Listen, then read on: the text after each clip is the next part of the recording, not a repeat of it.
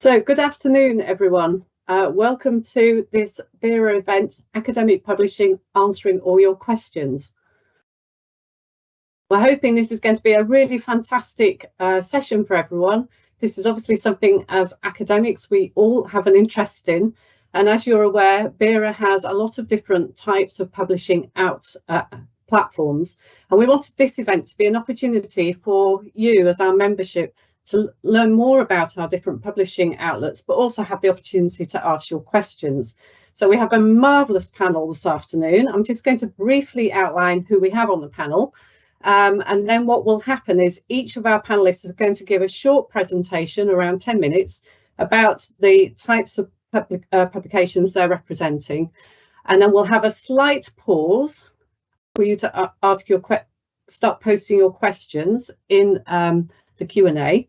So we'll have a 10-minute break at that point, and also more at that point, and then we'll come back and then we'll have the panel will take the questions. And hopefully by the end of the day at 6 o'clock, which I know is quite late into the evening, we'll all have a clear idea of what we need to do for our publications. Okay, so the panel, just to say briefly who they are, I know you can't see them at the moment, but you will see them when they start talking about the area of publications they're representing. We're first up going to have Stephen Gorard, who is one of the editors of the Review of Education, and he's obviously going to be talking a little around journals and BERA journals in particular. Then we have Alison Fox, who's one of our blog editors. If you don't know about the blog, I'm sure Alison's going to tell you everything about it, and you will definitely have to follow that up. Then we have Jonathan and Amy are going to be talking about publishing in books. We have a wonderful new series with Emerald, and they're going to be producing one of the first of the versions in that edited series. So we're really delighted that they're able to be here today to talk about the process of what to do if you want to publish a book. And then we have Kate Wilson, who's here to represent Research Intelligence. Many of you, I'm sure, are members, and this should be dropping through your inbox on a quarterly basis. It's our membership magazine, but it's also a great opportunity to reach a wide audience with your work. So Kate's going to tell us a bit about that. And then last but not least, we have Xin-Wang Chong, who is going to talk to us about the wonderful podcast approach that one might take to increasing the reach of one's work. And again, BERA has a very large and increasing large podcast backstory, so you can back catalogue, so you'll be able to look that up. Okay, so each of these people are going to be talking for about 10 minutes. So listen, relax, take notes. I'm sure they're going to cover a lot of the questions you might already have. And then, as I said, at that point, we'll have a 10-minute break to enable you to start posting your questions, to stretch, to think what you want to ask. So don't post your questions yet, do it in that 10-minute break, and then we'll come back and take the questions. So I think without further ado, can I hand over to you, Steve?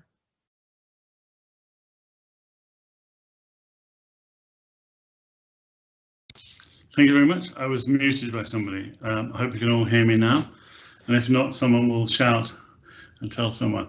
Hi, I'm Stephen Gorard. I work at Durham University, and as was said in the introduction, I currently edit BERA's Review of Education journal. I don't know, I've lost count, but I've probably published in 27 years over 600 peer-reviewed journal articles. According to Web of Science, I'm the most published UK education researcher, which is great. I've edited several journals and done reviews for, maybe 100 different journals over my lifetime. So I know quite a lot about journal publishing, and I hope I can share some of that experience with you as advice. The first two things to say is publishing, of any kind, but particularly your first peer-reviewed journal article, is A, quite easy, and B, great fun.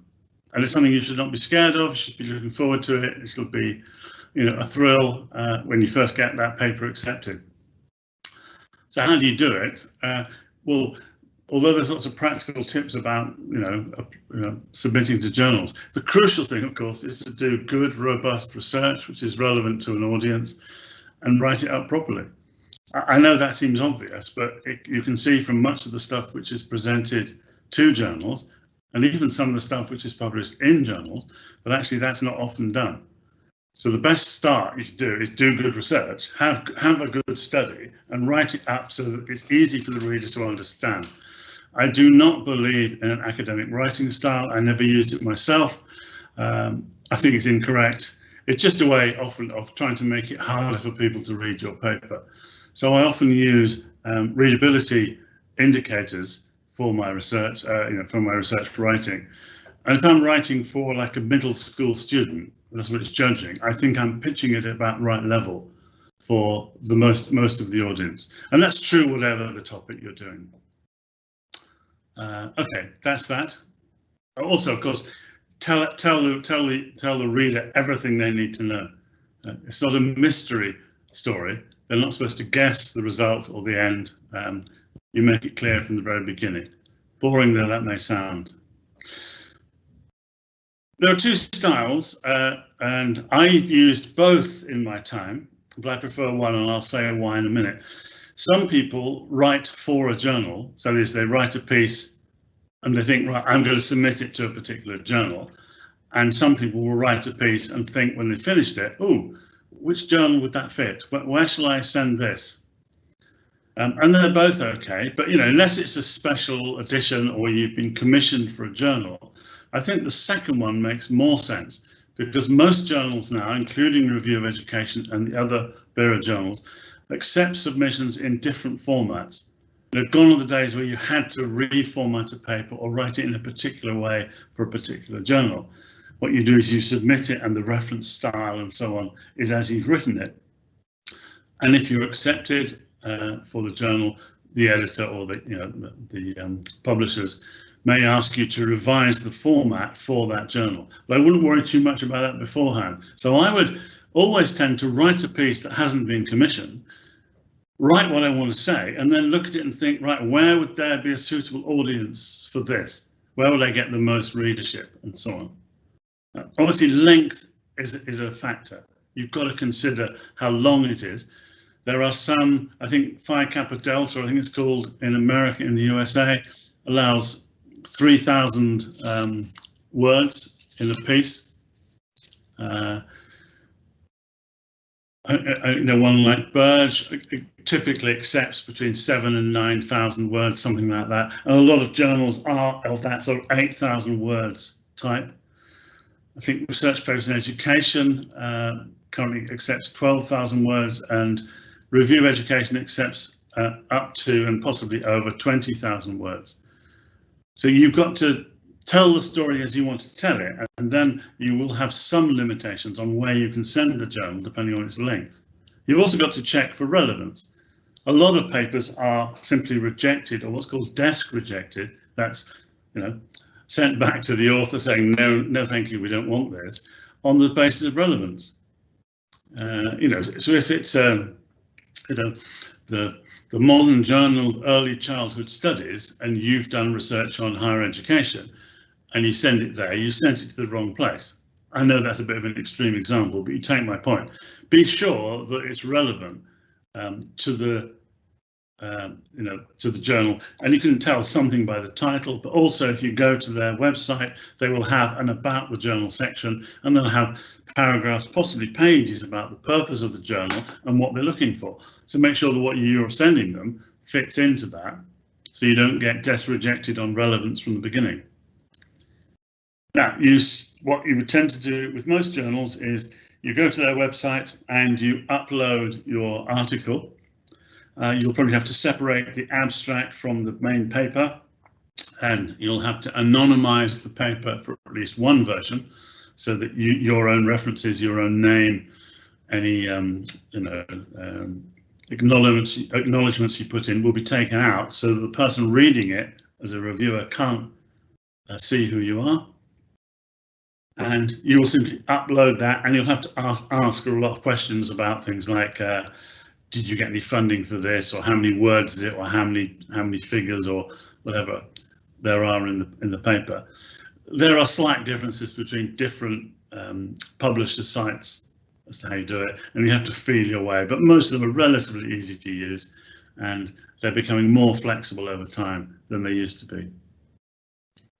And once you've uploaded it and you press submit, and do remember to press submit. You'd be surprised how many people upload the thing and think that they've done it. There'll be a button at the end that says submit, and you should then get an email or some kind of acknowledgement that you have submitted it, saying it's now in process or it's now with the editors. So make sure you get that. If you don't get it, follow it up. I had a student recently who had to wait 6 months, and then I said, well, you haven't submitted your piece. Okay, then what will happen is that the editors will skim or read the piece that you've sent in and try and find reviewers for it, probably 3 or 4. It's really hard to find reviewers. It's getting increasingly hard over time, and I'll come back to that at the end in a second. But you're submitting your pieces for a review. The editors will send it out unless, on reading it, they decide, actually, this isn't really what we want. So there's a second level at which it could be, if you like, desk rejected, when it's been read more thoroughly by somebody with perhaps more expertise than the original publisher person. But mostly your paper will get sent out. Now, you'll have heard horror stories perhaps about this process. I once waited a year before having a review returned saying you've been rejected. And I should say I've had plenty of papers flat out rejected. And you just have to accept it if it happens. But what's annoying is the 1 year. What's annoying is if the journal takes a really long time. I think 3 months is a reasonable time. It could be less. We try to make it less for review of education. For you, from the moment you press the button to submit it to the moment when you get something back saying either yes, we'd like to take it, no, we don't want it, or perhaps more commonly, yes, we'd like it, but we'd like you to make some changes. And there are variations on that. And it's a bit like if you're doing or done a PhD, you get minor corrections, major corrections. You'll have similar things with the paper. But the key thing here is that the reviewers and then the editor, who has to make a decision, must tell you what it is you've got to do to revise it. And if you do that, you can expect to have your paper accepted. It'd be very rare if they list a list of things you need to change, you change them, you send it back, and then they say, no, we still don't want it. I don't think you'd have a right to complain or boycott that journal or whatever in the future. So anyway, do your revisions. The crucial thing again is to do your revisions as clearly as possible, to perhaps highlight them in some way in the paper. I would obviously use something like, I usually use something like a yellow background for the new material. So it's easy for the reviewers to see. They don't have to read the whole thing again. And I would write a point-by-point response to each of the reviewers' points. So they said, on page 37, you appear to contradict what you said on page 17, and then you explain what your response to that is. You don't have to agree with all of the points that the reviewers make. It may be they've simply misunderstood, in which case you can explain that to them. Do it politely, it's probably better, you're more likely to get accepted. And you can refer directly to the editor. You can send messages to the editor to say, I haven't responded to this reviewer's comment, particular comment, for these reasons. Okay, how long have I got? Not very long. Couple of things then. If your paper is accepted, most journals now will publish it within a very short time as an electronic version. So if it's a traditional journal, you may have an electronic version. I don't know what it's called now. It's preprints, and then in due course it will be assigned an issue number and it'll come out as a traditional journal thing. But it'll be published very soon.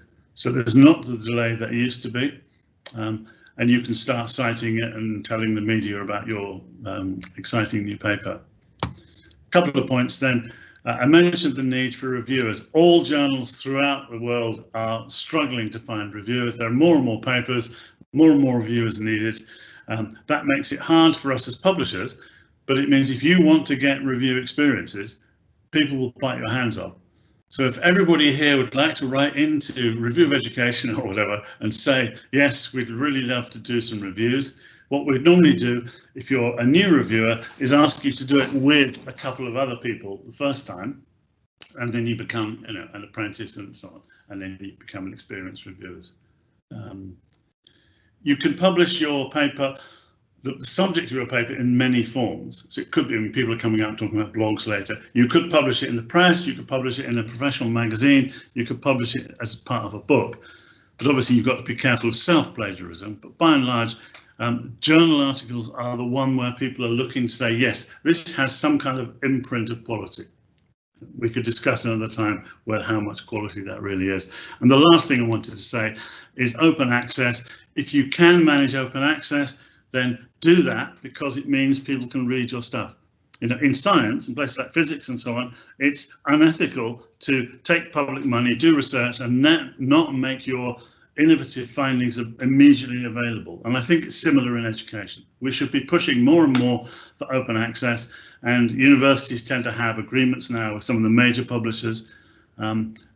Otherwise you can have preprints which are open access. It really depends on the publisher how you do it. But if you're offered the choice of open access, go for it. I'm going to stop there and see what questions emerge.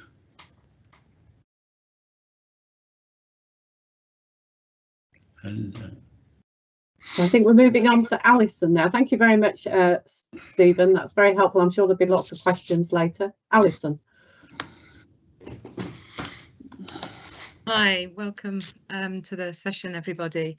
I need to take control of the slides, so I will just find out.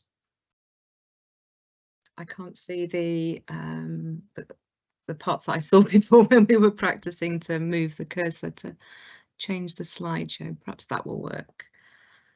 I can see the slides prepped below. Let's see if that changes. No. We did practice this, but it's not behaving as it was earlier. I'm trying to move on to the next slide to be able to start talking about blogging.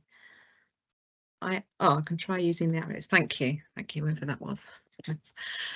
So welcome. I'm here representing the Vera blog editorial team, so led by Jerry Janatsky. We've got Katie Spixley and Barbara Skinner and myself on the team, supported by Hannah and Paru in the publications team. So I'm going to start talking generally about the language of blogging and what is a blog, but then move very swiftly on to the Vera blog and talk to you about what spaces there are for you to publish in and how you might go about that, and some thoughts about what makes a great blog post. The slides will all be shared afterwards with everybody because they've got some links that you might find useful in actually following up. So in general terms, a blog is a space, a digital space, a web page. Can be run by one individual or it can be run by a small group. We are actually a widening team, and we've got 3 more editors joining our team, and we're all ready to welcome your posts. So we're a larger group, and it is written in an informal and conversational style, but we have got some style guidelines around that on the submissions page, which I'm going to refer to a little bit later. So that's the noun. To blog is to add material to this blog space, and the way that you can do that is actually 2 ways, but I'm going to start by talking about a blog post. So putting a post onto this blog space, which will appear at the top of our blog page, and then as time comes, others will be posting at the top, and you start to build up a back catalogue of posts that do not disappear from our website. So it's always got that open space, that open content that you can point other people to. So a blog post is an article in this general definition, thanks to HubSpot. It talks about pieces from about 600 to 2,000 words, and some blogs have different sort of guidelines about how to use those words. We're at about the 750 word limit, including some references, so we're somewhere in the middle of that. And you can see that there's recommendations to make those multimedia in that definition of a blog post. Going to see if my arrows actually work this time. No, could I ask whoever moved that on for me to move that on to the next one, and we'll have a look at the Vera blog itself. So the BERA blog, I've actually done a sort of screenshot montage here, so it's not quite how you'd see it on our website, but the posts that I've just been talking to, you can find and you can search. There's various ways of filtering on author, on topic, on special interest group, because they're all tagged according to our special interest groups and our networks. That will be found on the BERA blog from that very top bar of the BERA web pages. But there are also collections of BERA blog posts. So we've got our special issues, you can see in blue there, which are on a topic that has been agreed with the editorial team to cover a range of voices, a range of aspects to the topic, and it has an editorial front end. And so they can sit and they can cover topics that are interest to you and colleagues that you work with in your networks. Sort of related to that, but not necessarily, we've got a way of collecting BERA Bytes that are usually already curated. So those ones that have sort of fallen off the bottom somewhere, but they can be brought together for particular opportunities for discussion. So you can propose to us that you've got an idea of how you think there's a collection of those BERA Bytes, BERA blogs that might be brought together into a BERA Byte, and what that looks like is an editorial about why you brought them together, and then each of the blog posts have some questions underneath that those authors that have originally posted have suggested might stimulate discussion around their particular post. And so they're a way that you can then download those as a PDF and maybe use them in teaching spaces to stimulate discussion around them offline or online in distance learning. And there's also a fourth way of looking at our blog posts, and that's a blog series. We've got one that we've been running for a long time, well, since the COVID situation, but these are open-ended. So when the COVID situation hit us, we realised there was a lot of interest in thinking about how that was affecting us in education and as educational researchers. So we opened up this blog series space, and anything related to COVID can be collected together in this blog series. We just launched at the Aston conference a second one of these open-ended blog series around artificial intelligence in education, educational research, and these blog spaces are so responsive to these topics. You can be getting up these blog posts into these spaces, you know, within a month. If it's very, very topical and you really want us to work, you know, very quickly with us, I'm thinking within a month we can, and we're not promising, but we will try and get you to fit with certain international national deadlines and topics that are in the media as well. So it can be very responsive. So I need the slides moving on to the next one, which I was just going to talk about what why and how we'd you would blog in the BERA blog. So it's got a fantastic reach. It's open, as I referred to earlier. We've reached potentially over 200 countries, depending on when we look. You can join over 1,400 posts since the blog started in 2015, constantly rising by about 3 or 4 posts a week. You can promote your work and your ideas to that audience, which is not just academics. We know that there's practitioners, policymakers and others interested in what's happening in education, looking at and reading these posts. And because of those ways of collecting the blog posts together, you've got opportunities to show editorial leadership, to lead or become involved with one of those special issues or those BERA Bytes. And the very last slide has got the proposal forms, the links to the proposal forms for those. It's open to anyone, so it's for you. Anybody who wants to make a submission. We had a space in the conference this last year, and just come and talk to us with your ideas. It could be the topic of your research, the methodology of your research. It could be how you positioned yourself as a researcher, your experience as a researcher. You'll find all of those on the blog at the moment. And you can play a real role in stimulating and contributing to debates, particularly at the end of posts. It's really good to sort of ask questions, what's needed next, and to provoke and to perhaps refer to other blog posts and how your views differ to the things that are there. That's a really good way of bringing content back into the conversation. And so those are some of the really good ideas for why you'd post. I'm going to skip very quickly over the how, if we can move to the next slide, because all of this is in our submission policy on the website. But I would consider not necessarily blogging on your own, but blogging with somebody else or some others to form, you know, part of the conversation. And you'll see various different versions of what that might look like, all in the 750 words on the site. You can collaborate across institutions, across phases, across settings, and you can have some of that conversation within your posts. You'll need to share an image and a short biography and all the sort of technical things, and advise us of your social networks, so that when we launch the post, and that's where Paro comes in particularly, she'll help you launch it and get it out to those networks that you think are the audience that you want to reach. So if we can have the next slide. Thanks very much.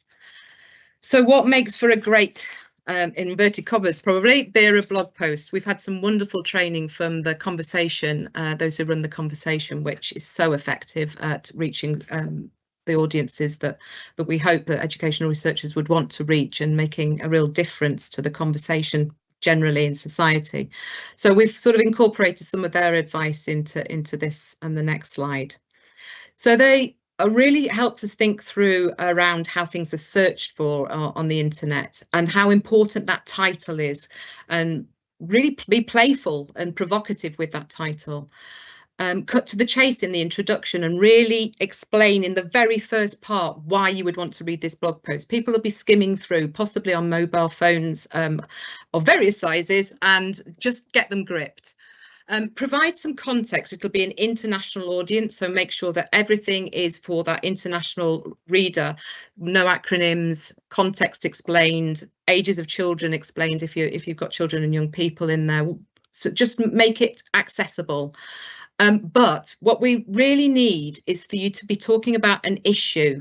So this isn't reporting a particular piece of work. A blog post is about an issue which you can illustrate with your experience of research. It needs to be evidence-based. It could be your evidence. It doesn't need to be you reporting a study. It could be using and collating together other people's evidence. So it has this sort of opportunity to cite, and this citation can be not necessarily, it will use the academic style, but if there's anything publicly accessible, throw the hyperlinks into the blog post itself, and you can take the reader to those websites, those journals, those other forms of dissemination that are out there that are publicly available. And then you can leave the sort of citation to the references at the bottom to those that are particularly hidden perhaps behind subscription walls, but are still the sort of academic work you want to draw on.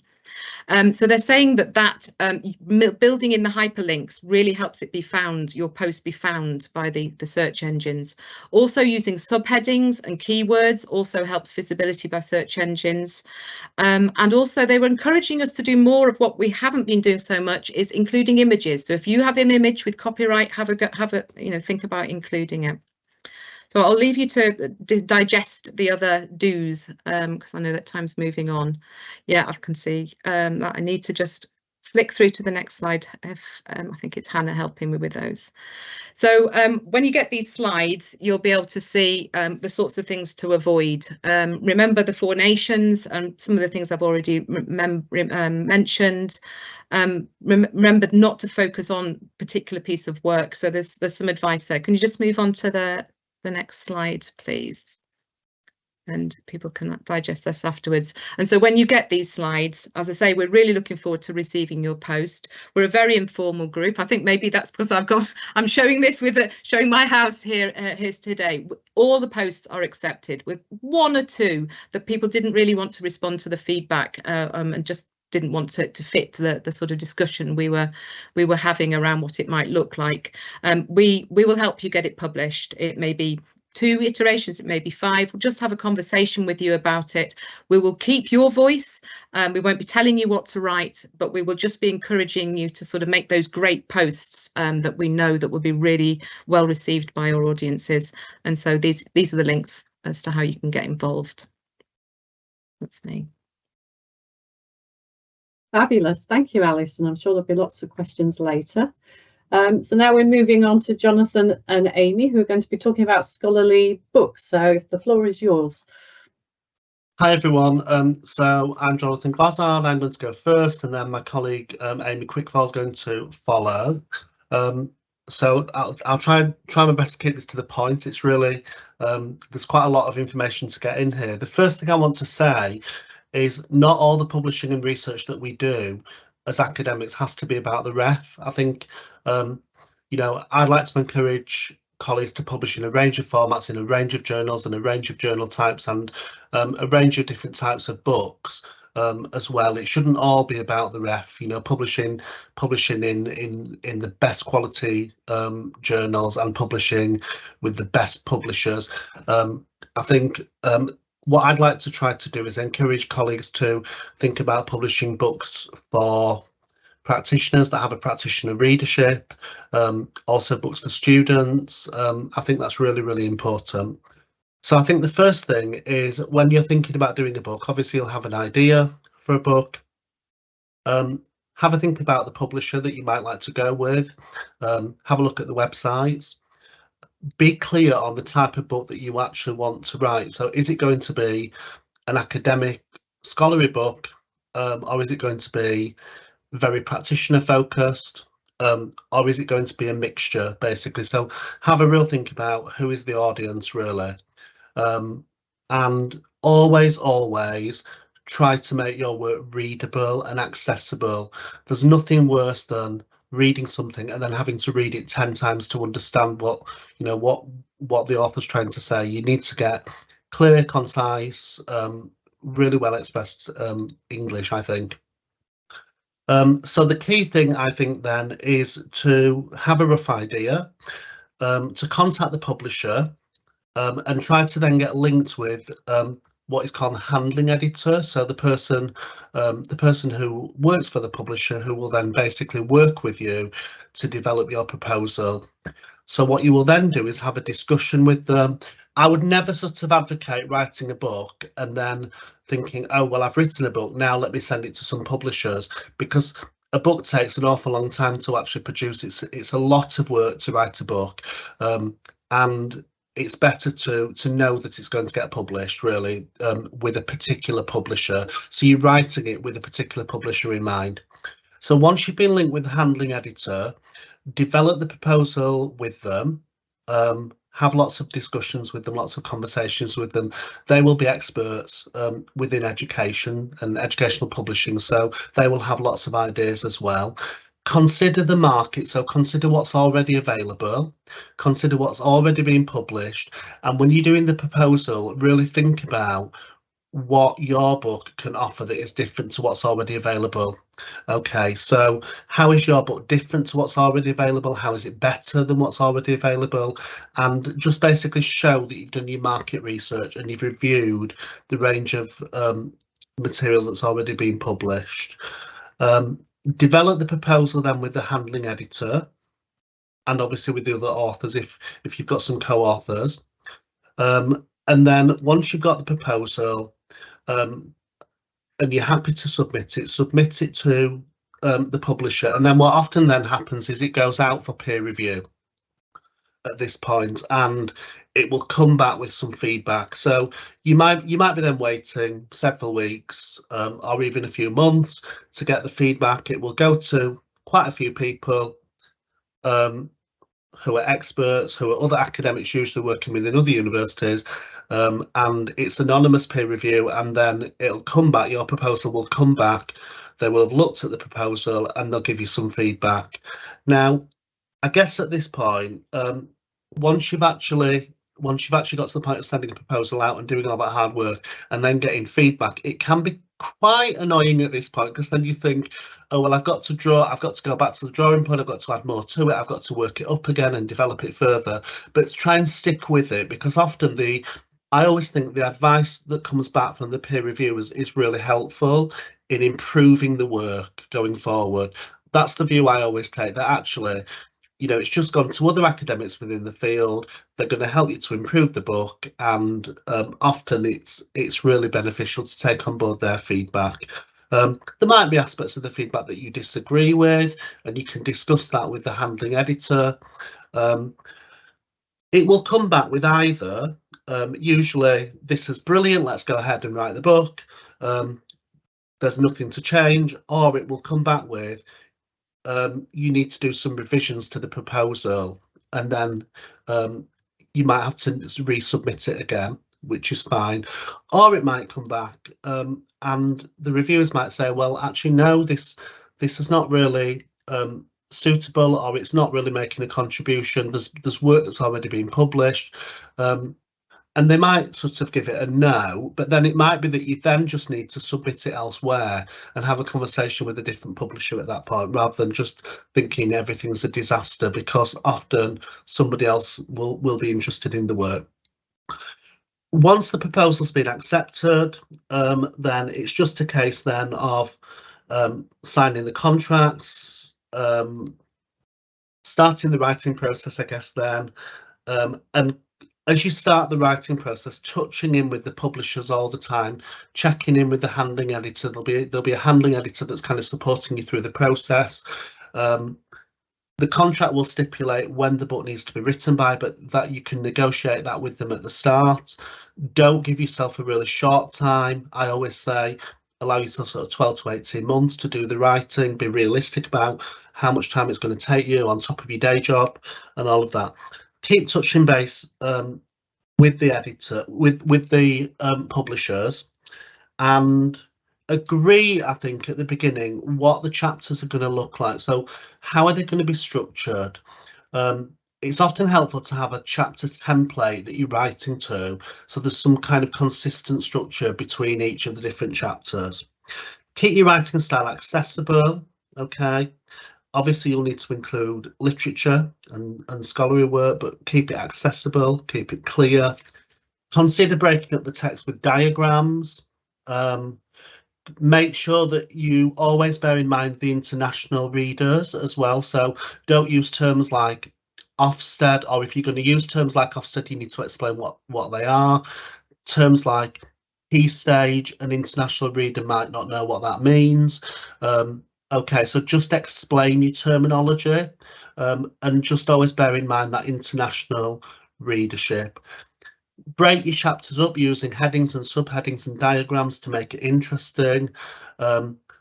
Discuss with the publisher whether you want to include case studies in each chapter to illustrate some of the points that you're making, how many case studies, and so on.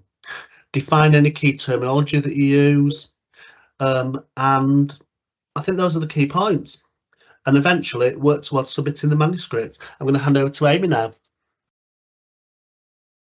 Thanks, Jonathan. Can you hear me okay? I'm going to take that as a yes. Hi, I'm Amy Quickfall. I'm from Leeds Trinity University. I've just managed to get on because all of our teams has collapsed today. So I'm very pleased to be here, and I'm only going to talk for a couple of minutes because, as you've heard, we're in very good company, aren't we? Amazing company. I can't believe I'm on the same lineup as Stephen and Alison and Jonathan. I'm a little bit starstruck. So basically, I'm here as I'm working with Jonathan, Michelle and Anthea on the BERA Guide to Mental Health and Wellbeing. It's my first gig as an editor, so any questions you've got about what it's like to do that for the first time. I'm an early career researcher. I finished my doctorate about 3 years ago, so all of this is it's all quite fresh in my memory and quite new. But basically, my advice would be to make those networks, because this is how to get involved in these things. Is to find your tribe, find the people who you want to work with. BERA SIGs are great for that. That's how I've got involved in this book. And social media and finding those subject and topic associations as well is really helpful for finding the people that you want to write a book with, or that you want to write a chapter for their book and have a go at. So yeah, if you've got questions about imposter syndrome, juggling young children, crazy dogs and writing at the same time, then I'm your woman, so fire away. Fabulous, Amy. Very much enjoyed that. And I should have said at the start of this conversation, the panel, as you gather, represent a huge range of different experience, from Stephen, who was telling us, you know, of his vast experience, through to people that are much earlier in their careers, because we felt this was the best way to represent the process to you. So we're moving on now. Thank you very much to Kate, who's going to talk about RI.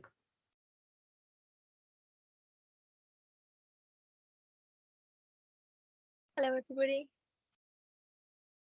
Hello, everybody, and thank you for joining us. I appreciate it's at 4:40 and I've got a 10-minute slot, so I'll do my very best to keep to that 10 minutes. So my name's Kate Mawson, and following on from the other panel members who are going to talk to you about a particular type of BERA publishing, I'm going to talk to you about research intelligence. So for those of you who aren't sure or haven't heard of research intelligence before, Research Intelligence is BERA's quarterly magazine. It's got news and announcements, articles, features, variety of different issues. Recent themes that BERA Research Intelligence has covered is staff wellbeing, pandemic, protests, recovery opportunities, and the one that I was the editor of, which is practitioner research. So our edition was 155. I think there's a link possibly in the chat if you wanted to have a look at that. Our edition was made up of 14 different articles, which might go some way to explain some of the things that I'm about to talk to you about when we talk about why you might want to publish with Research Intelligence, or some of the tips that I might be able to give you. So Research Intelligence, the BERA Publications Committee decides which themes they're going to take forward. And it can be sometimes that at the SIG conveners meeting, us as SIG conveners are asked, we have these ideas for themes. Might somebody in the room be able to take this on? Equally, there are open calls for different themes. Has anybody got a theme that they're interested in? So just as Amy said, good ways to get into publishing with BERA is to make firm contact with your SIG convener. And if you have an idea but don't maybe feel like you've got the experience or the network to do a whole research intelligence issue yourself, you might want to get in touch with your SIG convener and suggest a theme that you're interested in, and they may be able to help you then maybe collect some other authors. You might though feel that you are completely in a good place to do a research intelligence issue yourself, and you can suggest a theme directly to the publications committee. So you can email that into publications@bera.ac.uk. Once you've decided on a theme that possibly you might like to have a think about, do check the back catalogue. You can see online a lot of the previous editions. It is available there for you to have a look at. If it has been recently looked at, they're very unlikely to want to run another special edition with the same theme.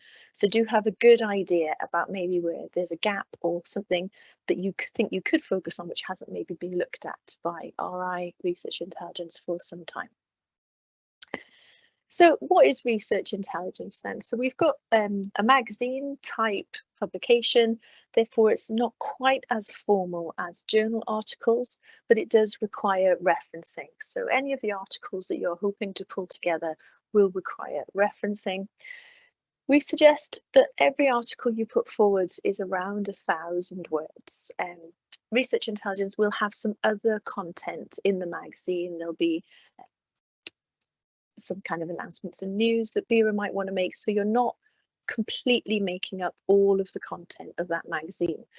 So you want around 1,000 words per article, and that needs to be inclusive of those references. So that's what you're thinking about pulling together, around between 12 and 15, possibly the kind of number of articles that you'd want in any themed edition. So once you've decided what your theme is, and you've got in touch with the Research Intelligence team at BERA Publishing, and you've had the go ahead, yep, great, we're prepared to support this theme, they'll give you a date for when your issue will be out. When we did our issue, we started looking at it in the summer, and we got told it would be issue 155, and we were given an approximate summer edition date for that. In real terms, that means you having everything pulled together at least 2 to 3 months before that publishing date. BERA are excellent. So if you have a look at our edition, they did all the layout, they did all the formatting, they found all the images, they copy edited. It's not a fine detailed piece of work that you as the team who run the theme are needing to do. But in order to do that, BERA needs your copy in advance. So when you're talking to BERA about what publication maybe you are interested in submitting for, you do need to be aware that you're going to need to have your copy in advance, say maybe 2 months before that publishing deadline. So reasons why you might want to do research intelligence is that editing a shared edition where you have more than yourself as an author really does share the workload. It is a really great way to enhance creativity because you'll see ways that other authors put things together. When you go out to your networks looking for people to contribute, some of the ideas that they come up with are really exciting, and you've got a really creative way of thinking about a theme that you're interested in. So I would advise using a number of authors. It really is quite exciting, and it helps you often to reframe what you think about your own theme. Doing a piece of work with a group also can help motivation. So whilst you might find it difficult maybe to write 1,000 words for yourself, when you know that you're working with a team, that motivation to complete can be a lot better or a lot easier to access. There's some accountability as well. So when you're part of that team working towards a publication, you do become accountable for making sure you meet the deadlines. And you've got a lot of expertise. So by going out to your networks with the theme that you've had agreed by BERA, you really can create a nice pool of experts that then can be supportive for you and other work that you do in the future. But also it has some really great opportunity to share different voices.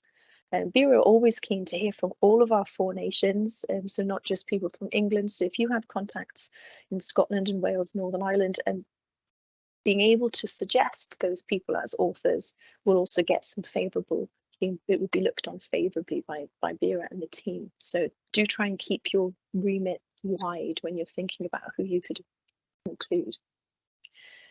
As always, with TOPS, there come some things to look out for. So the top tips, being accountable and being motivated, can also be a bit tricky. So do look out for ways in which you can keep that team motivated. So while we talk about having a range of people can help, if you're not communicating with your authors regularly, then sometimes you can get some things can wallow and maybe not keep to the timeline that you want. So what I'd suggest really is to make sure that you've set out your timeline when you first go to the people that you're considering including. So when Claire and Emma and I did this research intelligence, we were very clear up front that we needed copy by May.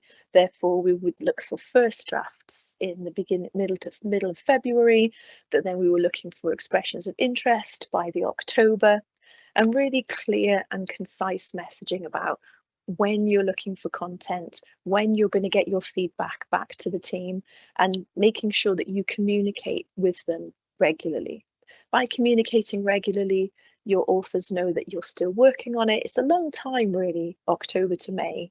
And if you can make sure that you've got good lines of communication, they always know that you're there to help them or to support them or to answer questions. So we had a plan where we would email out about every 3 weeks, just to let people know where we were, what kind of submissions we'd had, how everyone was going, and to remind them also of approaching deadlines. As well as then managing our people, it's really important when you're thinking about a group publication that your theme and your concept and your goal stays forefront in your minds. It can sometimes be easy for a group publication to lack a little bit of thread or theme, so things can sometimes move away from your core concept. So it's a good idea always to just reiterate to your writing team, so okay, so this is our audience, this is the theme we're looking at, these are the concepts that we'd like to keep uppermost in our mind while we're writing. And that is really very useful to try and just make sure your edition holds together. So our edition was all about practitioner researcher. We separated all of our authors into 3 groups. Either they were talking about development, collaboration, or dissemination. And we then shared back with them when they were selected where their article would fit in that pattern. So they had an awareness of who was coming before them and who was coming after them, and that helped us not to get any overlap. We did that with a spreadsheet, and here is where it's great to work in a team. So I'm quite a communicator person, I'm quite a network person. I'm definitely not a manager spreadsheet person, but Claire, as part of our editorial team, was really great at keeping a spreadsheet and knowing who was writing, what their abstract was, how many words, what deadline we'd shared with them, and what their key messages were. So if you can work with somebody who's got skills to do with you, that would be really helpful. So we're coming to the end of the 10 minutes. I think you might have some questions which we'll discuss in the panel later, but I'm going to pass on now to my colleague who's next in line to talk to us about, I think. Thank you, Kate. Thanks very much. It's actually Sinwan's going to talk about podcasts. So thanks a lot, and I'll pass over to Sinwan. Thank you very much, Ross. Let me just make sure that this slide is going okay. No, it's not working for me, so I think probably Hannah or somebody would need to help me change the slides. My apologies. Let me just start my timer so that I make sure that I don't overrun. So hi everybody, my name is Sinwan Chong. I am currently based at the University of St. Andrews, and in this short presentation I'm going to talk about podcasting in educational research. And I think podcasting, it's a topic that we need to talk about whether we like it or not, because nowadays, you know, there are so many podcasts published there, and it's an excellent way to disseminate your research to a wider range of audience. I think we've talked a lot about writing and publishing research, but I think it's different when we say we talk about our research with a real person, for example, in a studio or in a recording session. Please go to the next slide. So in this 10 minutes, what I'm trying to do is to make a case for all of you to consider making a podcast about your own research. I've done a bunch of podcasts with Bira as a host and also as somebody who is being interviewed. So I found it a very fruitful and enjoyable experience. So I would like to convince you to consider that. And then I will show you different types of podcasts. When we think about podcasts, of course, we think about, you know, a conversation between 2 people probably, but there are actually different kinds of podcasts, in particular academic podcasts that I would like to share with you with some case studies. And of course, finally, if you're interested, and I assume that you will be, how do we do it? Next slide, please. So why do I want to make a podcast about my research? I think so far we talked about journal publication, we talk about magazine, talk about scholarly books, so book chapters. I think all these are excellent ways to disseminate your research, to publish your research, but knowledge dissemination is not the same as knowledge translation and mobilization. I think this is something that is often missing in academia. We talked about generating evidence, we talk about people using the evidence, but in between there is a very important phase there, that is to get the audience to the other end, which is people outside of academia. So at the beginning, I would really like to position podcasts as not just a knowledge dissemination strategy, but more like a knowledge mobilization or translation activity. And I think podcast is an excellent conduit for people to have equitable research practice dialogue. I mean, how often would you have an academic and a practitioner, for example, to talk about a piece of research in a conversation, right? So that's an excellent opportunity to do that in a podcast. And of course, we all know that from an audience perspective, it takes less commitment from the audience. They can listen to your podcast while they're driving or they're going to work. They can listen to it while doing something else. So that there is less commitment when compared to, say, reading a 7,000 word journal article. And I think there are pre-publication benefits. So for example, when you think about a journal article and you have it accepted or it's under review, as Stephen said, it takes at least 3 months to get that peer review in, and you have to revise and to resubmit. So it takes a while to get your work out there. Of course, you can publish a preprint, but in order to secure timely publication and make your research easily shareable, you can actually do a podcast of something that is, under review, or it's almost going to be published, but not quite yet there. But it's such a timely topic that you want to get the message out there, and you can do a podcast, and this can be recorded, published quite immediately. You can also tie in your podcast with other events, right? So this is what I call post-publication or post-event benefits of doing a podcast. So for example, I do a bunch of BIRA ECR Presents podcasts, and these are post-event podcasts where we held events, symposia on various topics, and after the events, we invited those speakers to talk about the reflections or to give a shorter presentation of the topics that they shared, and then those become sound bites for your scholarly outputs and academic events. Next slide, please. There are different types of podcasts. We may think about monologue or dialogue, but within each type, there are actually different subcategories. So for example, for monologue, it's very common for people to, of course, summarize their research findings, but very interestingly, some people also use podcasts to reflect on their writing process and maybe people's uptake of their own research, which is not often seen in journal publications. The most common form of podcast probably is dialogues, and there are different types of dialogues that I have encountered and I have done myself.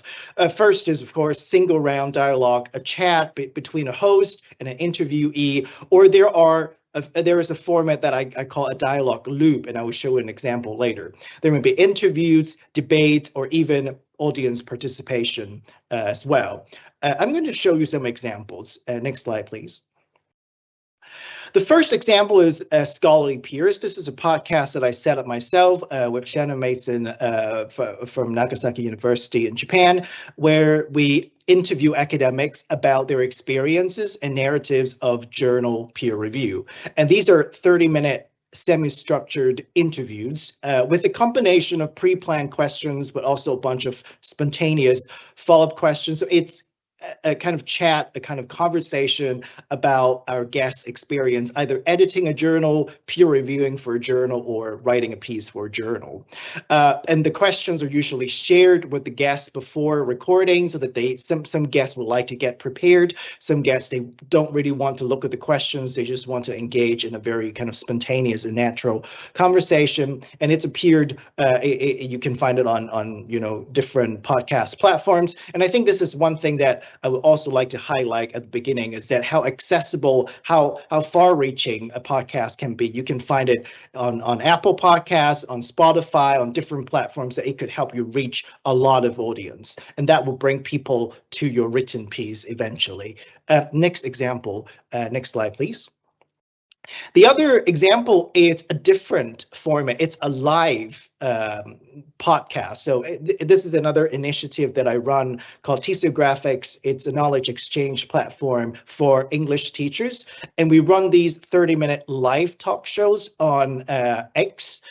So on X, it has this spaces function where you can just do conversations on, and people on X, while they're scrolling the post, they can actually click and join in. It's like listening to a radio talk show. And these live talk shows are casual dialogues between an academic and a teacher about a topic. So this is what I mentioned earlier about having an equitable research practice dialogue. We'll have pre-event discussions between the two speakers to agree on the questions and the scope. So it's not just the academics answering all the questions, but also the teachers will get a chance to answer the questions, because teachers have their own expertise, obviously. And audience can participate in this live talk show by messaging or by actually joining the conversation by unmuting themselves. And we record the live talk shows and make them available as recorded podcast. Next, please. The final example is an experience that I had as an interviewee, so not a host. So this is a Japan-based podcast for English teachers called TEFology, and I was interviewed on the topic of open scholarship. And this is a very long podcast format, which I didn't see in other settings. It's roughly 60 minutes with multiple loops of dialogue. So you can see they have a topic, and they did a round one discussion on the topic among the hosts. So as a guest, I was not involved in that. And then what they did is they shared the round one discussion recording with me as the guest speaker, and I listened to their discussion as a preparation for round two discussion. And the second round is really about the topic between the host and the guest. And finally, the host would do a third round dialogue reflecting on the discussion that we had. So this is a very kind of interesting format. Next slide, please. And I have one more minute so that this is my last slide. So how to do it? Suppose you're quite interested in it. Of course, you need some basic tools. And some people have this misconception that, you know, we have to have a whole studio to do this. I actually do all of my podcasts with very low tech setup. So I have my laptop. I don't even have my microphone. I have a recording software, so you can use Zencaster, Riverside, or something else. You need to have an audio editing software like Audacity. You need to find some royalty-free music database for your intro, for your ending, or some royalty-free image databases. And you just need to create an account on the podcast platforms so that you can do your podcast. If you think that's still too much to work on, do it with Bira, because Bira has excellent support in terms of publishing podcasts. Use it to prepare the content, prepare the speakers, and you'll have a professional podcast. That's me. Thank you, Ross. Fabulous, and lots of interesting examples there. Okay, so folks, we've heard a whole range of different types of publications, and I'm sure you're starting to think about lots and lots of questions. So what we're going to invite you to do is to pop your questions in the Q&A, and then and we'll do that over the next 5 to 10 minutes, and in 10 minutes time the panel will regroup and I will host your questions. Do a reasonable go at this. We also had some questions that were submitted in advance, so I'll start with some of those and then we will move to the ones that people are posting. Okay, so if that's all right with everyone, let's get started. So I wanted to just pick up on something, Stephen, you said originally about what you're trying to do in the review of education in terms of time frame for turning things around, but in general terms, because I know you've worked with many journals, as indeed have many on the panel, what would you say was a reasonable time frame from stage of submission to publication for a journal article? Well, I mean, I mentioned 3 months. It's a purely arbitrary figure, but I would be reasonably happy with that, given all that has to be done. I don't. So just going back to the peer review is the constraint normally, and it is often the case. And we've got a paper like this at the moment where the editor is basically sitting on the reviews and not telling us the answer. But generally speaking, the limitation is the time it's taken to get reviews, and it's really hard to get people to review.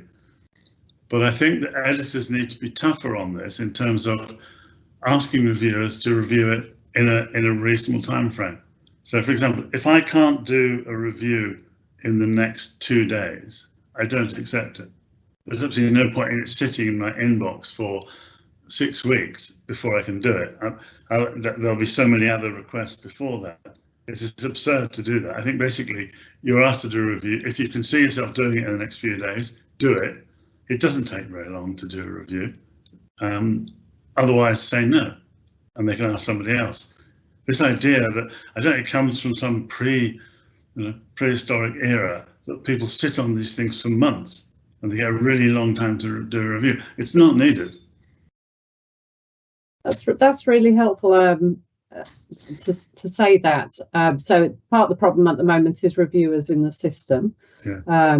But I suspect not everyone adheres to those good principles that you're suggesting, Steve. But even if it was 2 weeks, that's a really long time. If you can't see yourself doing a job in the next 2 weeks, don't do it. But tell the editors you're not doing it. Okay, so let's just broaden this out. So say I've just submitted a paper to a journal and I haven't heard anything back in 3 months. Would you say it would be reasonable at that point to prod the editors and say, "Oi, what's happening with my article?" Do we have opinions on that? I would, yeah. Would anyone else on the panel, because I know we have people who have edited other journals, any additional thoughts? Xin-Wan, I was wondering if you had some ideas on that. No, I agree with what Stephen said. I think, people are busy, and of course we have our own way of prioritizing things. But I guess I agree with understanding, your own commitment. And I think especially thinking about early career researchers, they can get pretty excited when they receive their first invitation to review for a journal, especially a pretty prestigious one in their own field. And they get excited and they look at the abstract and the title, and it meets their kind of expertise and the kind of knowledge base. But when they think about all the other things that they have to do, like finding a job, submitting their, thesis revisions and stuff like that, they need to learn how to prioritize. And I mean, like it or not, from my experience editing my own 2 journals, I think most of the reviewers I'm seeking and who agree to my invitations are mostly ECRs. So I think it's important for younger researchers to think about what's the most important. And as Stephen said, can you do it in a reasonable time frame? Because you'll be kind of, holding up the whole peer review process. But I guess at the same time, the second point I would like to raise is there are different ways of writing up a peer review report. Sometimes peer reviewers struggle with submitting the report because they have this idea that the report has to be very long or very detailed in order for it to be constructive. It doesn't need to be the case. From my experience, I mean, early career researchers tend to submit quite long reports, like multiple pages, and that's fine if you have the time to do it, but it doesn't need to be. Normally, it's like a page and a half, and that makes sense. And some people, they would like to have like in-text comments plus like a commentary. That's also fine. So there are so many different ways to write up a meaningful, constructive, helpful report without taking up too much of your time. So in other words, I think what I'm trying to say is to work smart, talk to your supervisors. If it's your first time, co-review with your supervisor. There are different ways to write up a report. Don't ask the editors for a template because they don't have one. So that's just, we can be creative and helpful in the whole process.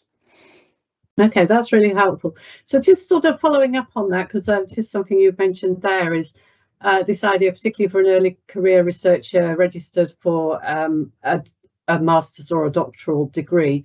There's a number of questions that have been asked about, do we need to get our supervisor's approval if we want to submit our, in this case, master's dissertation for publication?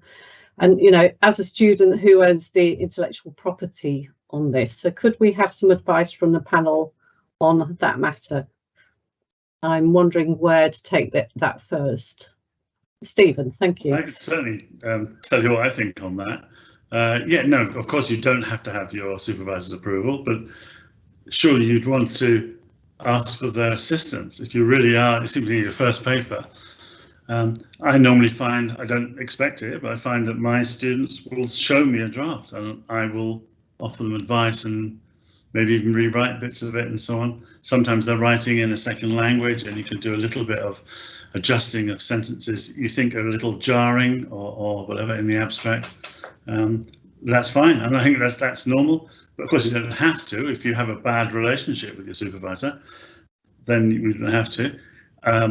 Crucially, it's your work. We're not working in the natural sciences, so unless it's an unusual situation, the supervisor is paid by the university to help you to do your research, and this is emerged from your research. They are not an author. Mm-hmm. They should not be an author unless they end up writing the paper. But if, under normal circumstances, no. Sometimes people say to me, I'd like to be an author because it'll be easier to get published. And I said, well, there's no evidence for that at all. So I find it, I think perhaps the word is unethical, because you do see people's CVs that are X and a whole range of other names. And you think, have you ever done anything by yourself, or are you just piggybacking on your students? So I'm sorry if I offended anybody here, but I don't like that at all. Okay. Alison, I think you might have wanted to contribute to that. You're waving your hand. I wholeheartedly agree with you know, it's your work, it's your voice. Absolutely. But I have authored with in many different spheres with doctoral researchers that I've worked with. But I say work with, and I think if you and your supervisor want to share the sort of joint views, the discussions you've been having to reflect your respective positions that you're bringing, and both perspectives, or you know, multiple perspectives are being included, you can invite them to the discussion, and you can sort of discuss with them what contribution they've made to whichever, you know, blog post, article. And so I would say don't close that down, but you should be in the driving seat. Absolutely. Thank you, that's very helpful. Any other comments on this topic? Okay, let's move on a little bit further.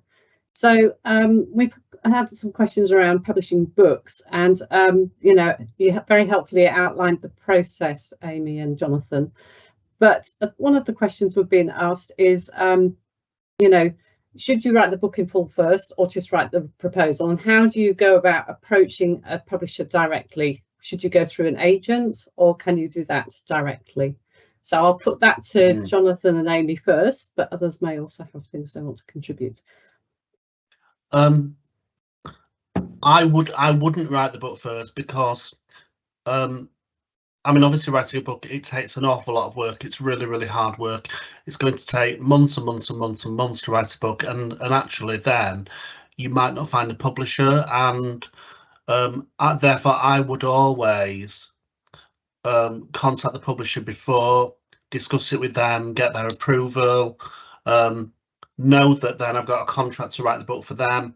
I think that's a safer option, really. But Amy, you might have a different opinion. I don't know.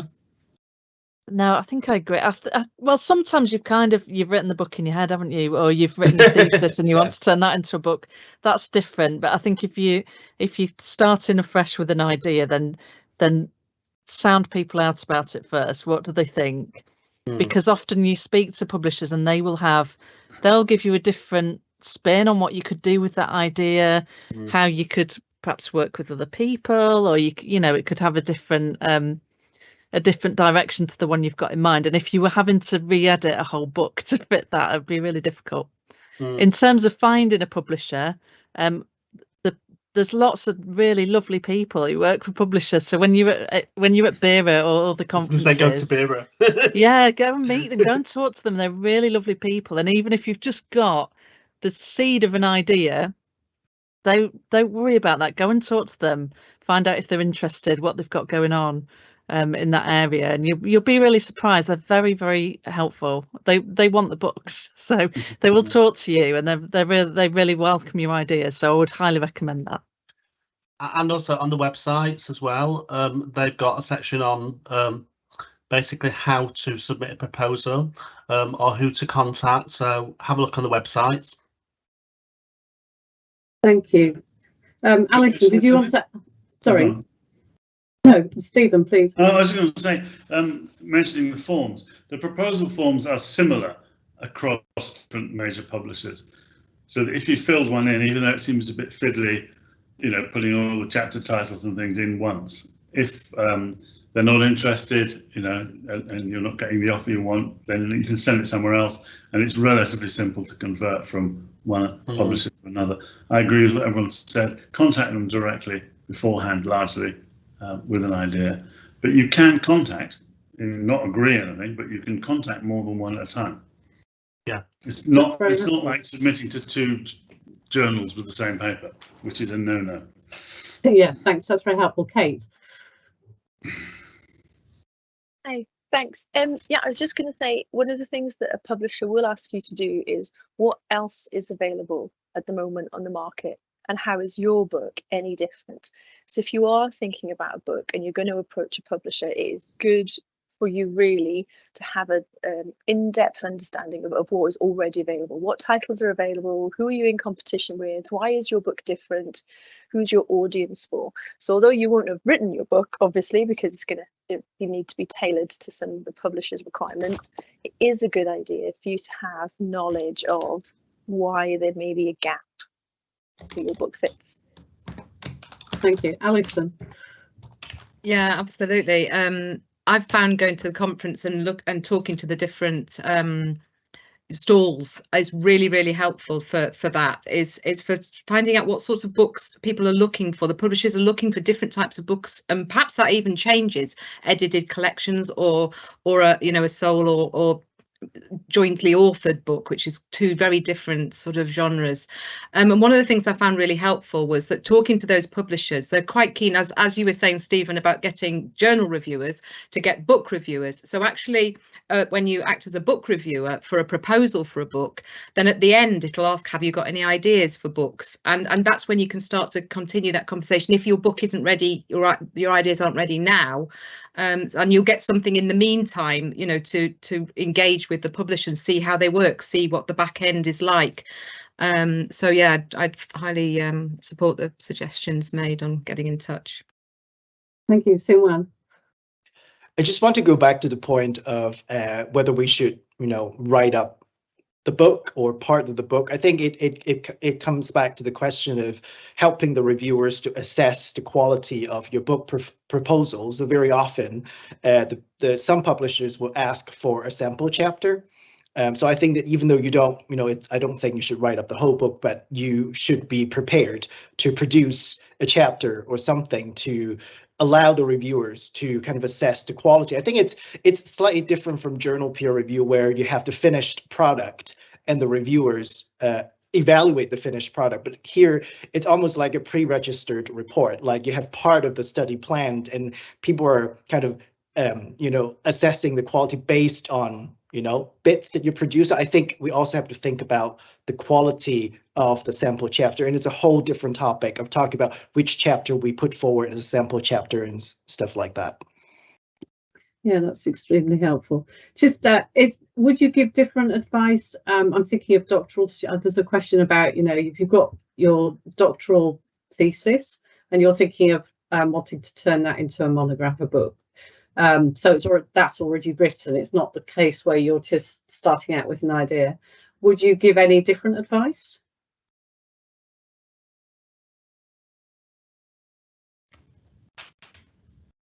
I think no is the answer to that now. No, I think it's the same thing. You can't submit a thesis as a book with most publishers. You'll have to bookify it, whatever that means. You've got material. So it's often the same situation as when you've done a research project, you've got working papers and things, but you've got to make that into a story, a narrative, which you'll present to them. So I think for a dissertation, it's the same thing. You've got enough material to persuade them you've got a book, but you can't simply give them that. What you can do is give them some sample chapters and things like that. Okay, that's really helpful. Okay, Alison, did you want to add to that? Well, yeah, and yeah, just seeing your hands as well, Jonathan. I was just going to say it's then having that discussion about what would make a good book about this. And it may be that you have to do some more work around sort of setting the scene, the sort of issues. You might need to sort of go beyond what you've got to work out what that story is, and expand it and connect it more widely with other work that's out there. So yeah, definitely having those discussions, and therefore with different publishers as to what that might look like. Over to you, Jonathan. Thanks. Yeah, just to say that some publishers can be sometimes flexible in the word count. So some books they do are like short guides, maybe 25,000 words, 30,000 words. Some books are 60,000 words. Some books are even longer. And sometimes you can negotiate the word length with them. So I think that's worth having a discussion about. But the key thing also is to think about the number of chapters and then to divide it equally. So actually, because what you don't want is every chapter being like 5,000 or 6,000 words and one chapter being 2,000 words. So you just need to divide things up really. And I mean, obviously, it doesn't matter if you're slightly out, but you can't really go over. I'm terrible at going over the word counts. I always have been terrible at going over the word count. But actually, if you've agreed that the book is 60,000 words, then it has to be that, because the publishers will have costed all of that. Okay, so it's then better when you're writing the chapters to think, well, okay, this chapter can't be really more than 4,000 words or 5,000 words, and then you won't go over them for the whole thing. So stick to your word counts. Fabulous. Okay, thank you. Great advice on book writing. Okay, I want to return now to journal articles. We've had this was a question submitted in advance from an early career researcher saying that they have a piece of writing that could be the right sort of fit for a number of different journals. So they would like to know the panel's thoughts on the pros and cons of having an article published in a smaller, less well-known journal versus a journal that's more highly known and esteemed within academia. What thoughts do we have on that, team?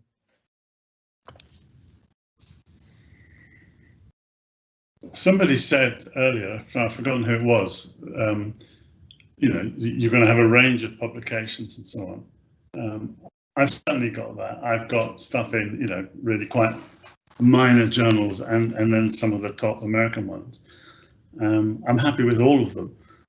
So in a sense, it's not an issue. If you think back to REF, which I agree is not important, but think back to REF, they're saying we judge the quality of research by what the research report is, not by where it is. And that seems to be the way forward.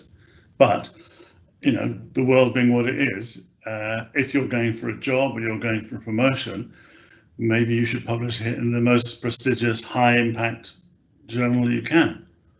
You know, try it. Why not? But I mean, it doesn't really matter in the long term because you'll have many papers and there'll be a mixture. The first thing I sent, the first time I ever sent a paper, I sent it to quite a low-ranked journal, and the editor said, "No, this is not appropriate for this journal. It's not a good." Oh, we seem to have lost Stephen there. So I was just saying, it's just a story about when I first published. I sent an article to a relatively minor journal, and the editor said he couldn't take it, but he also edited another journal, and could he put it in that journal? And put it in, and it turned out that was a really good journal with a high impact factor. I was so naive, I had no idea. There's no kind of logic to the system of publishing at all. So you may as well go for the big, high esteemed journal, but not be too depressed if you don't get in. Yeah, I guess that's. I know other people may have different opinions on this. I can see both Kate and Alison waving their hands. So let's take Kate next. Hey, thank you. Not necessarily differing opinion than Stephen. I wouldn't dare. Yes, I think if you're going to attempt a journal, then going for what you might consider to be the best in your field would be sensible. Often the very prestigious journals have a little bit of a longer turnaround time just because they do have some more submissions, so be prepared maybe to wait a little bit longer. Some evidence also suggests that higher impact factor journals can sometimes have a harsher critique, so your feedback from those kind of outlets might be something that you want to maybe read over with a cup of coffee and take your time about digesting. Rejections are not the end of the world. I think everybody on the call can testify to being rejected numerous times from numerous different levels. Oh, we're all nodding. It's not the end of a journey. So you might want to send your stuff to what you might consider to be the highest journal that you can, and then work backwards from there. But also, it's often about impact. So I have written for journals like MIE or Burge or quite high impact journals in social sciences, but equally you can write for professional magazine and professional output. And often it's about the readership of your stuff as opposed to the title of the journal that you put it in. So Horses for Courses, one of those really great educational responses, it depends. Thanks, Kate. Alison, what were you wanting to say? Yeah, well, partly I was going to say something about, as you were saying, about reaching the audiences you wanted to reach, and I think Xin Wang spoke really eloquently about that earlier as well. But I wanted to sort of raise the opportunities really from DORA, the Declaration on Research Assessment, which is really trying to recognise the need to improve the ways in which researchers are evaluated according to their work. And I think you said that earlier, Stephen, it's the work that should be looked at and the quality of that work. And that should really free us from placing it in places that may be only read by certain fields, you know, within that academic sort of space, whereas actually if you're trying to make influence and impact on, you know, other audiences, and so Dora is really going to be, hopefully being, as it's taken up across internationally, it should be really affecting the judgments that are made on us as we're looking at promotion cases or taking jobs, and it's saying look at the paper and evaluate the paper, and I'm hoping that that's going to be taken into the next ref exercise, and that we're going to be freed up. I mean, I totally take Kate's point about the and we can take it on the other way, really. There is a strong critique from the highest impact journals, and that really is going to, it's fantastic because it strengthens our work on the digital bookshelf. It might be quite uncomfortable, but it will allow more people to be able to access and read our work. So that's what the benefits of the higher impact journals are. They have got fantastic reviewers, editors, so there are advantages in doing that, but I look forward to us all being supported in choosing where our work should go while still focusing on the quality. Thank you, Simran. I just want to go back to the question about whether we should aim high at the beginning. I think it really depends on the context where colleagues are working. I know a lot of colleagues working in some contexts, especially in Asia, where universities are very strict and highly quantified, promotion or job application criteria, where they stratify journals into different, they have their own in-house kind of journal ranking list. So, it can get as quantitative as you want. So in those contexts, of course, they should try to aim high.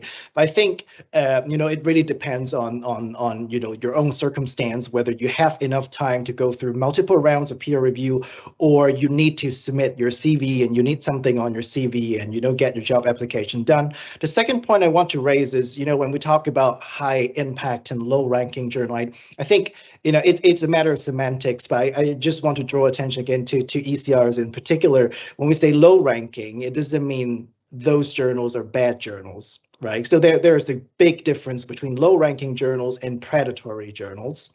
So predatory journals are bad journals because they're profit making and they just publish whatever you want to, you submit there. I think a better way to describe the so-called low-ranking journals be either they are local journals, they're regional journals, or they are new journals. So they serve a different audience. They may serve a very local group, and they provide very contextualized insights, which may not be highly cited in the international context, but they are equally, if not more, I think, important and relevant. So I think it's just very important for us to kind of distinguish that. I think predatory journal probably is in, another topic that we talk, or semi-predatory publishers, as we all know it. That may be another topic. Thank you, and thank you for pointing out that important distinction. So keeping on the sort of journal theme, we've had a question about, if you're newish in the field, is there a website or a place one can look to see what the journals are in your field, so you can make an informed decision about which journal might be more suitable for your work? So I guess the broad question is there, how do we find out what journals there are that might be potential outlets for our work? Amy? Yeah, I'd just do the simple thing of I look at the journals I'm citing in my work, and they're usually a really good fit then for what I want to publish, because they're already publishing things that are like mine. So that's always a good place to start, I think. Yeah, absolutely. Any other thoughts on this?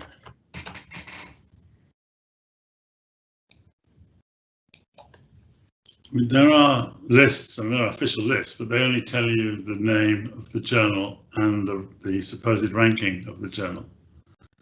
So they're not that friendly in terms of you picking them because it sounds like a good fit for yours, except by the title. So I agree with Amy, where it was that it's the ones it's the ones your supervisors know, it's the ones you've been citing that looks like good. But it's called, I've just looked it up. Schimaka, Journal and Country Rank. There's a website, Journal Rankings in Education. And you can look at all of those titles, many of which you'll never heard of, many of which are US only, which is a problem. It's very hard to get published in the US journal unless you're writing about a US context. They're very parochial. But Yeah, that's yes, really helpful. Sorry? That's very helpful advice, Stephen, I think. I mean, it doesn't mean you shouldn't try, but you have to Americanize it a little bit. Explain to them why they're reading it. That's a whole different topic. Yeah. So, I mean, just taking this conversation on a bit further, this is a question in the QA. Are there any journals you'd recommend that publish shorter articles? I know you talked, Stephen, particularly about longer articles than a review of education, but publish shorter articles, reflection pieces, which focus on research practice, i.e. ethical practice, or, you know, what recommendations do we have about that?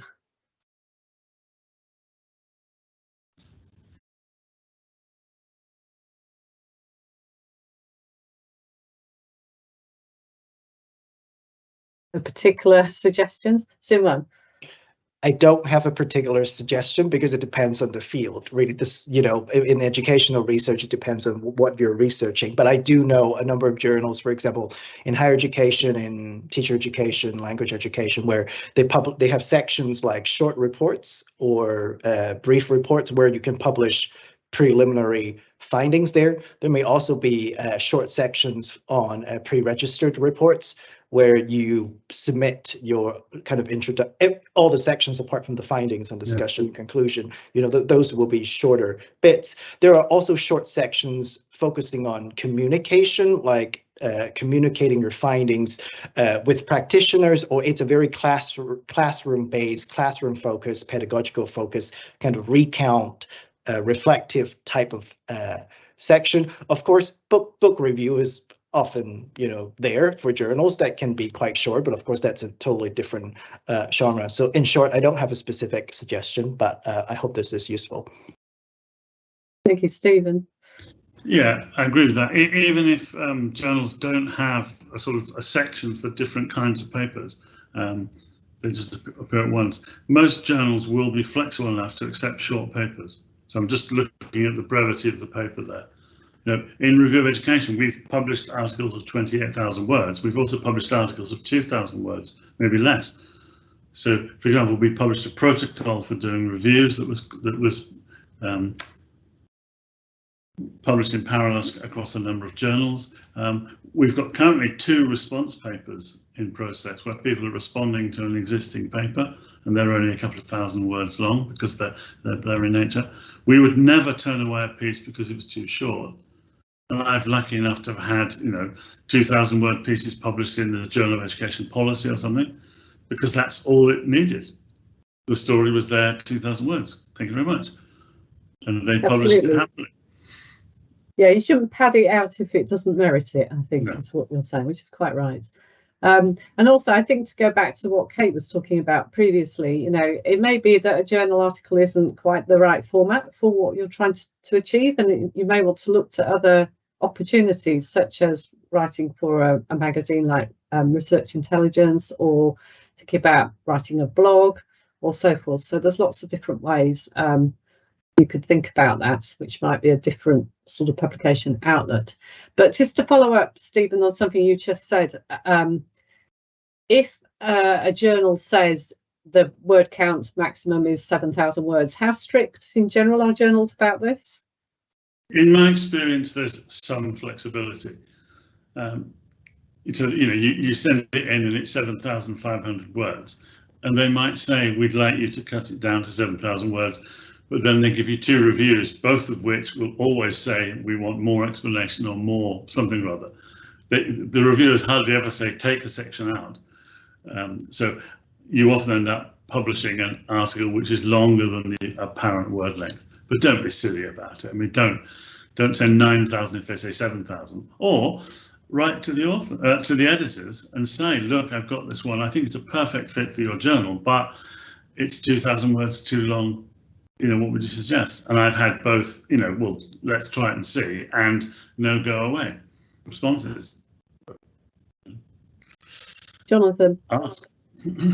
I'm just in the middle of that situation. So I submitted an article co-authored with a colleague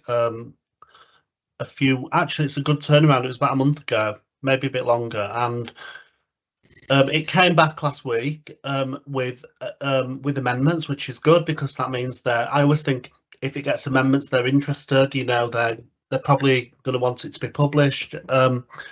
However, the word count was 8,000 words, and the reviewers made some very, very good suggestions of things to add into the article. So we've added those things in. We've done a really fast turnaround and we've added those things in, but they've said that the journalist said, the editor said, no, it still has to be 8,000 words, including references, the list of references. It can't be any more. It can't be one word over. So that can be frustrating because then you're responding to the peer reviewers and you're adding everything in that they've suggested, but then you've obviously then got to make some cuts somewhere else. So I'm just experiencing that pain right now. I think different journals can be different, can't they? Is it a pain though? Because often I find it's better when you make it short. Yeah. You suddenly realise how many superfluous words you do use. Not you, I mean. Yeah, I mean, I started thinking I'm never going to get 6,000 words on this article because it was suggested 6,000 to 8,000 words, and I've ended up with over 8,000 words. It's funny how once you get going, you just get going, don't you? And you end up with more words than you actually need. Absolutely. So, sorry, Alison. Yeah, sorry, I was smiling because I feel that pain all the time, but I agree totally, Stephen. It's so much better and stronger when you read it after people have sort of forced you. They never give you advice on what to cut. And I know that as a supervisor as well, it's all very difficult.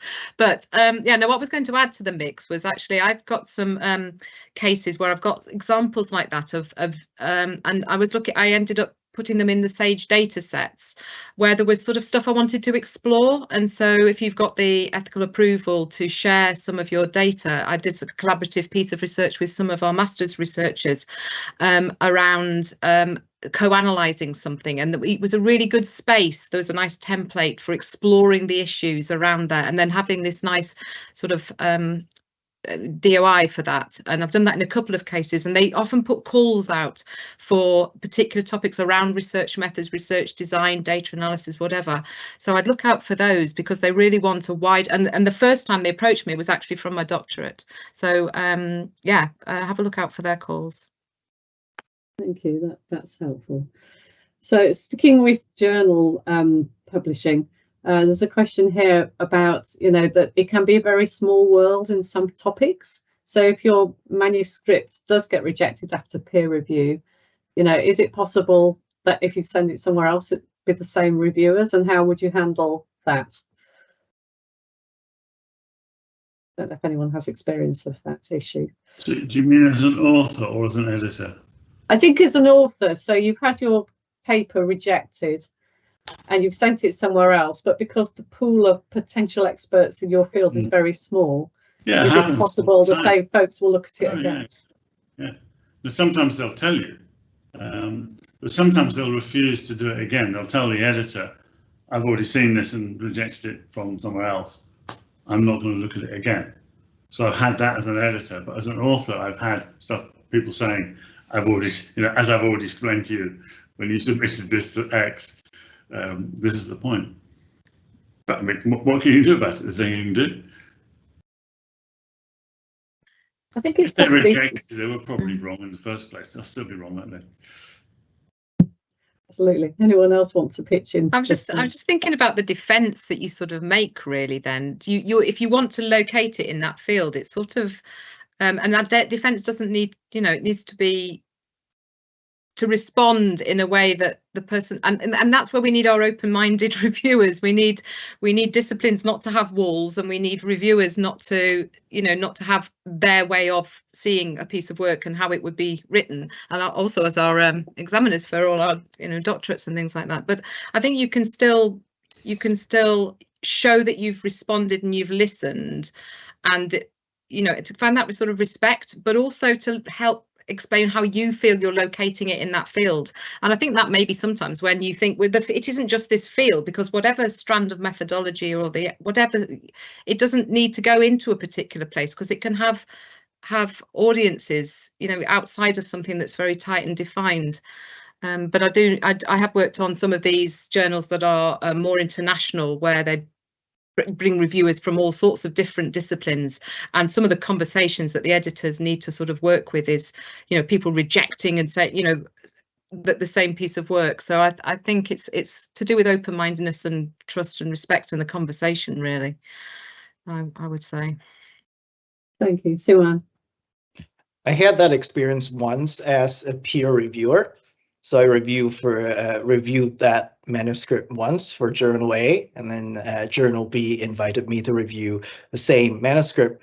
What I did is to look at the manuscript again. I did accept the invitation because I would assume like maybe it's a revised version of the manuscript. So I looked at the manuscript, I looked at the feedback that I provided, and I kind of did a kind of loose check, and nothing has changed. And so I think, you know, that affected, of course, my perception of the piece for sure. And I did, you know, leave a note to the editor, you know, just the comments to the editor to say like, you know, I reviewed this, nothing has changed, and I copy and paste my same comments for the authors. So I think it's important for us to think about what we do after we get rejected, and do we take the feedback of the reviewers on board, or do we immediately submit it elsewhere? I think it really depends, but in a small world, especially in a very niche field, I think it's important to kind of consider the reviewers' comments. To you know, not all of them on board, but at least, you know, show that you have addressed some of the points, because that really affects the impression. And impression is so important in peer review system. I mean, we like to say it as being very objective, and I think we're objective and professional, but, you know, we as human beings are affected by impression and perception, right? So if the editors know that you didn't actually work on a revision based on comments, you know, that's how they would understand, you know, the process in general. Yeah, that's very helpful. It's perhaps also worth mentioning, Stephen, about the article transfer system that the big publishers were beginning to use. Do you want to say something about that?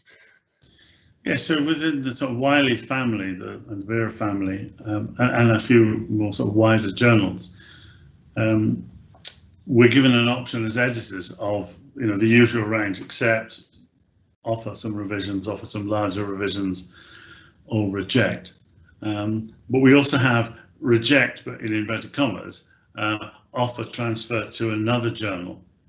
Now, an obvious example would be if we got something that was within the Vera family that was much more clearly relevant to BJET or the curriculum journal, we might say, well, look, maybe you should think about submitting it there. And it does.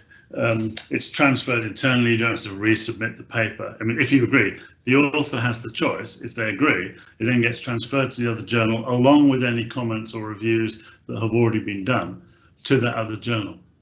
And it's normally done on that basis, on the basis of, well, this is not the right version, this is not the right journal you submitted it to, but we'd have another journal within our family that might want to look at it. There's no guarantee of acceptance. I think it's quite an interesting idea. And there have been some successful transfers. So it's worth looking for.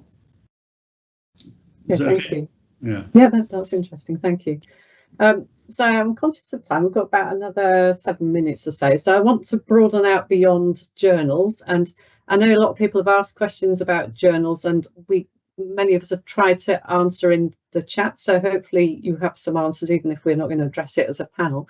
But I'd like to broaden this out to bigger issues. So there's a question here. I'd be interested to hear from the panel about their views on making the whole process more equitable. So not necessarily about publishing a journal.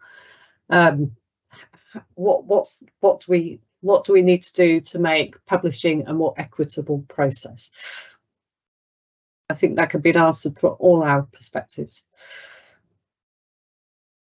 Who wants to give that? I'll start with the credit taxonomy. I'm just sorry, Kate. Is that, or do you want to go?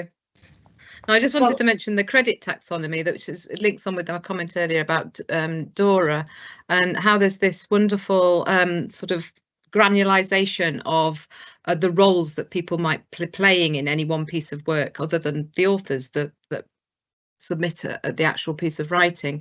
It's got 14 categories, and people have been really encouraged to, at some point in the paper, whether it's in the authorship or in the acknowledgements or making a statement, to really think through everybody that was involved in that research process. And it involves broadening out to all sorts of stakeholders in that research that should be credited and acknowledged, you know, in a piece of work. So I just point people to that, and if we can find a link to that, then that would be really good to share, I think. Thank you. Kate, you were wanting to pitch in there.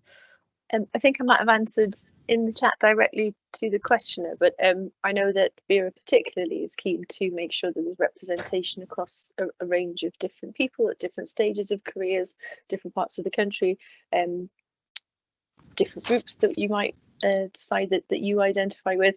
So there's a lot of work around making sure that panels are equitable and that journal papers are, or a journal has a diverse authorship. And I think that's becoming more and more something that reviewers take into account. Possibly, well, speaking as a non-English female publisher, I'm not finding huge issues in getting published. In maybe 20 years ago, possibly I wasn't getting quite as much traction with things. That might just be career stage, I'm not sure. And I know Vera and Sinwan have done lots of things around ECRs. There's a much bigger ECR community around publishing these days. To, you know, you don't have to have proved yourself for the last 15 years before you can get into a journal. So I think it is becoming more equitable, and possibly, obviously, my intersectionality places me in the position that I'm in, and my experience is not going to be the same as yours. But I'm not sure there's a huge issue around things not being particularly equitable, but I'm not sure if the panel wants to come in on that. Okay, thank you. Stephen. Yeah, just a few things. I mean, obviously, that's the idea behind the blind review, the double blind, the fact that the author doesn't know who the reviewer is and the reviewer doesn't know who the author is. I mean, in most cases, that causes some problems, particularly when you're citing work that you've done and it's been anonymized, and some journals are coming up with ways around that. But I think it's something it's worth keeping, although there's pressures otherwise. The journals, including Wiley represented here, offer things like language help if that's, you know, if the author doesn't have English as a first language and the journal is an English language journal, and you would never want to reject an article on the basis of you know, minor linguistic issues, you know, because you can nearly always understand what they're saying, but it can be polished, and that's being offered. In terms of the authorship, I think it's just a rule. I mean, BERA has ethical guidelines, other societies have ethical guidelines about authorship. Basically, if you wrote any of the paper, you should be named as an author, and the author should be roughly in order of the contribution. There's no right to be an author just because of your status or your power or grant holding or anything like that. And everyone should have their day. And I can just say, in terms of our journal, I'm sure there are others, we have been working to try and expand the areas, regions and types of authors that we've been getting submissions from. And we're quite deliberately so, and even to the extent where we have been slightly, what's the word I'm looking for? Slightly more helpful, a bit like contextualized admissions, slightly more helpful for authors who either have an unorthodox background or who are coming from an area of the world that hasn't got a lot of, you know, big establishment and of authorship, and without wanting to draw too much attention to it, that actually led us to problems with our ex-Soviet state special issue. But that's an indication of the fact that we're trying to encourage authors from around the world and at any stage of their career. It shouldn't matter to the journal, and it doesn't matter to us who the people are or where they come from or what stage of career they're in. It's just how good's the research. That's all it is. Thank you. Sinwan, did you want to add to that? Yeah, just very quickly, I think equitable publishing is about three things. Essentially, I think it's the topics that are being represented, you know, it's the voices that are being represented, and also it's about the format. So when you submit to a journal, one of the major reasons that your paper gets rejected is that, you know, most people are not going to be interested in your topic, or it's a very local topic. But I mean, when you think about alternative publishing options like podcast, there's a whole lot of room to do that very specialized, you know, for example, topics related into the global south. Voices are, diverse voices need to be represented. So in addition to academics' voices, which are extremely important, how about practitioners, parents, students, policymakers? I mean, these need to be equally represented. And I think finally, something we don't really realize is format needs to be equitable. We're always asking people to read our papers, which is fine, but some people just don't like to read papers or read books. They just like to listen to something or read some short posts. So format needs to be diversified. So one example is the podcast. Of course, podcast is one example to make research accessible to a wider range of audience. Thank you, Simran. And that brings us beautifully to 6 o'clock and brings us right back to podcasts, which was the last thing we talked about in the presentations. So I think in the Q&A, I think everyone's had some sort of answer to their question, even if we haven't discussed it in the panel. So I hope that's been helpful to everyone. I'd like to thank the panel for their great and helpful insights into the publishing process and the different outlets for that, not just with BERA, but in general. We hope you feel inspired. We'd obviously love you to publish in our various outlets. All information about what we do is on the BERA website, so please do look that up if there's anything you want to follow up. So I think it just remains to say thank you for your participation, for your wonderful questions, and have a good evening, everyone. Thank you.